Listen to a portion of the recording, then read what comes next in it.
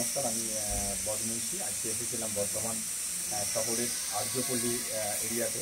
এতদিন আপনাদেরকে দেখিয়েছিলাম ছাদের বা কার্নিস বা বিভিন্ন জায়গা থেকে কীভাবে গাছ রেস্কিউ করা হয়।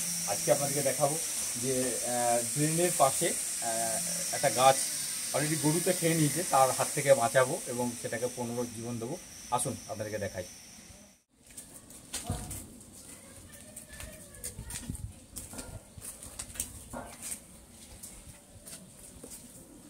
দেখতে পাচ্ছেন এটা ড্রেনের পাশে হয়েছে।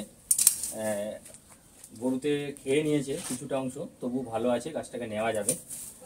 দেখে নি তোলা যায় কিনা।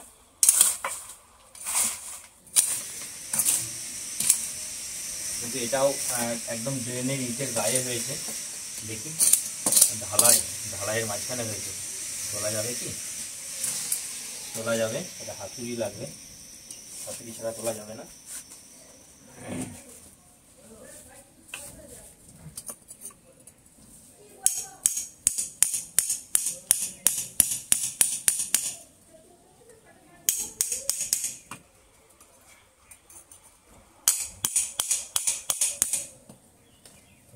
রয়েছে তো খুব সুন্দর রুটগুলো রয়েছে। এটা রুট পাউডার দিতে হবে না, এটা মাটিতে লাগানোর পরে কিছুদিন রাখার পরে এটা গাছটা অন্য কোনো জায়গায় লাগানো যায়। সনৎ কুমার গোস্বামী। হ্যাঁ, আমার নাম সনৎ কুমার গোস্বামী, বাড়ি আর্যপল্লী বড়নীলপুর। হ্যাঁ, আমার বাড়ির পাশে এই বট গাছটি হয়েছিল। আমি বর্ধমানেরই, ওনার সঙ্গে পরিচয়, বর্ধমানসি নাম ওনাকে খবর দেওয়াতে উনি এই গাছটি রেস্কিউ করে নিয়ে যান। ধন্যবাদ জানাই দাদাকে। উনি আমার ফেসবুক থেকেই নাম্বার পেয়েছিলেন, ফোন করেছিলেন।